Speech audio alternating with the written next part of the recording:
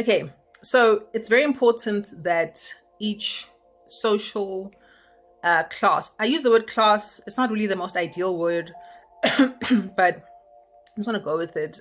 I don't mean it in the Marxist sense. I just mean it in the particular brackets that people occupy in society. Okay, let me try brackets.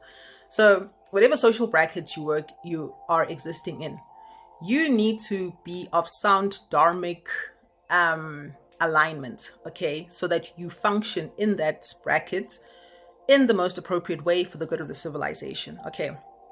If the Vaishya class, the merchant class, the money making class, the business people are not having the proper dharmic outlook, okay, you're going to have a situation like you have today, especially in the USA. I mean, there it's just horrendous. It's horrific what the Vaishya class has done. Basically, what you also have in Washington, D.C. is a whole bunch of Vaishyas who have taken over the role of Kshatriyas. Donald Trump is a Vaishya. He's a businessman. He's not a Kshatriya by any stretch of anyone's imagination. The man doesn't take any responsibility. The buck doesn't stop with him. He's always passing the buck. He's always blaming Biden and Obama. Okay, he's not a Vaishya. I mean, he's not a Kshatriya, he's a Vaishya, right? So what has happened is that the Kshatriya class has essentially been exiled to academia in many respects, which is interesting because that's the domain of the Brahmanas. And where the Brahmanas been relegated to, I don't know.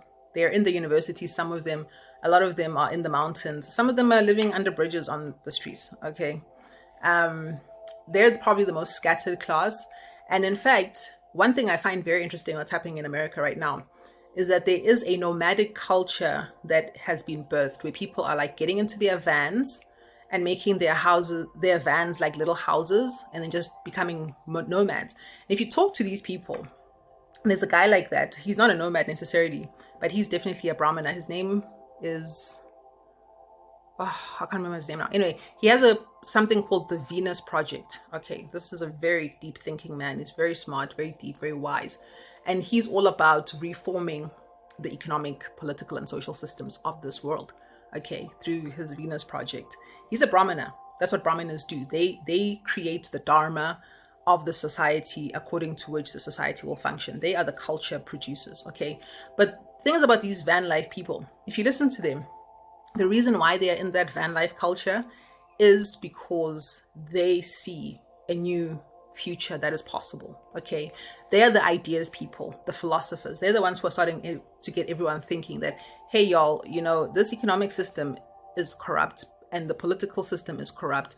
The politicians and the economic leaders, the business people, the billionaires, they're in cahoots against basically the Sudras and the Brahmanas, right? And against each other within their various formations as Kshatriyas and Vaishyas, right?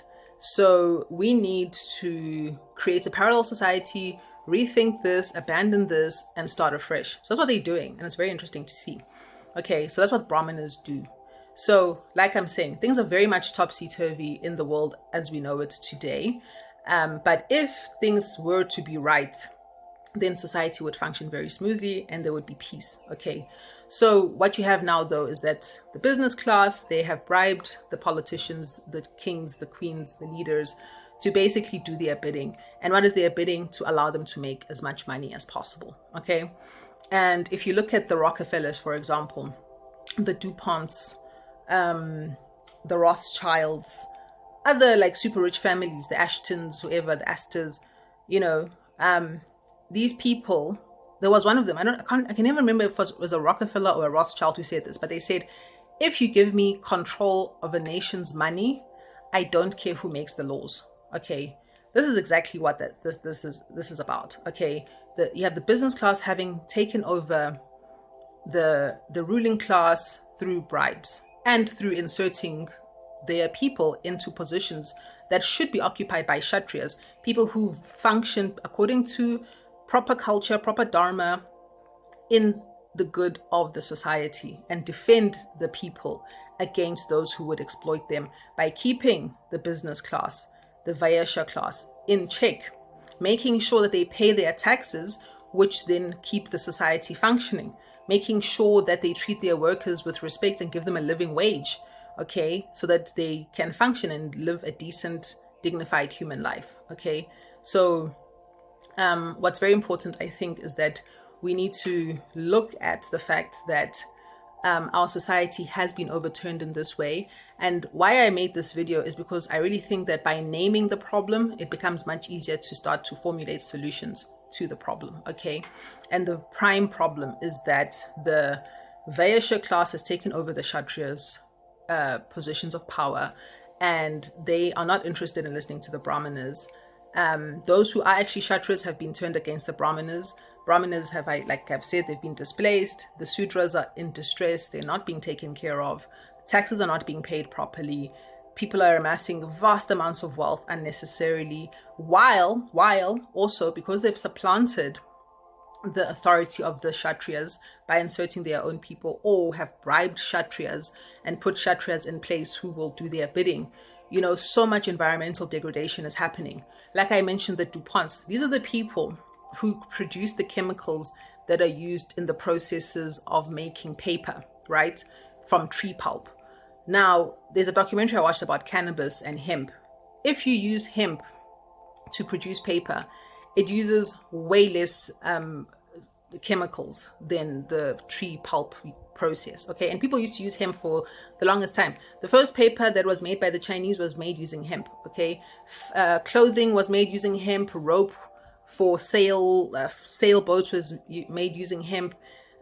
You can use hemp for everything. It's incredible. Just find a documentary about hemp and its uses. You can use the seeds for oil that runs engines, to oil that you can actually eat, to oil that you can use in cosmetics, as medicine. It's an incredible plant, and it grows very easily. It doesn't require heavy chemicals and fertilizers, but because the Vaishya class wants to make money by any means necessary, they're going to supplant the authority of the Kshatriyas and the obligation that the Kshatriyas have to function for the best good of the society, and then pass laws to make hemp cultivation illegal.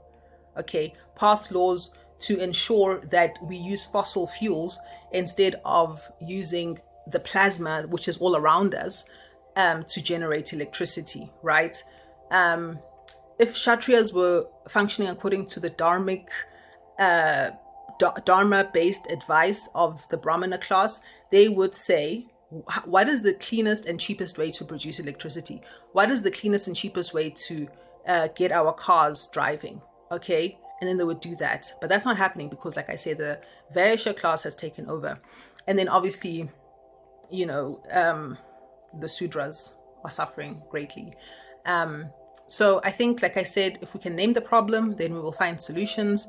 And I hope that we can have this conversation, because I do think that it is very possible to effect change in this world. Like I always say, we have free will, and, you know, free will is expressed in our choices, right? If we can start to choose to produce our own electricity in the various free electricity ways that exist, we can start to change the system. You know, magnets, copper, zinc, salt water, these are things that can actually generate electricity, okay? The plasma, copper wires, copper coils, all that stuff that Nikola Tesla was doing, these are things that can be done, okay? We just need to make the choice that we're going to start something new and move away from the current system, because we can see it's killing the earth, it's killing people. You know, people have become surplus because the Brahmanical class, in cahoots with the corrupted Kshatriyas, encourages, for example, women to have too many children. And then what happens? These children end up in orphanages because either they can't be taken care of, or they are unwanted, or their parents die, or because of desperate destitution. Those children in the orphanages, they are the prime targets to become the inmates in prisons and the soldiers on the battlefield, okay? And so children are being produced to feed a system which does not benefit the society or the civilization. You know, it's like a cancer has taken over the body, and the entire resources of the body are being sucked up by this cancer. So I think it's very important that we reintroduce old principles, like according to Sankofa of Western Africa, so that we can actually create a future which advances the good of the people, which is what civilizations are supposed to do.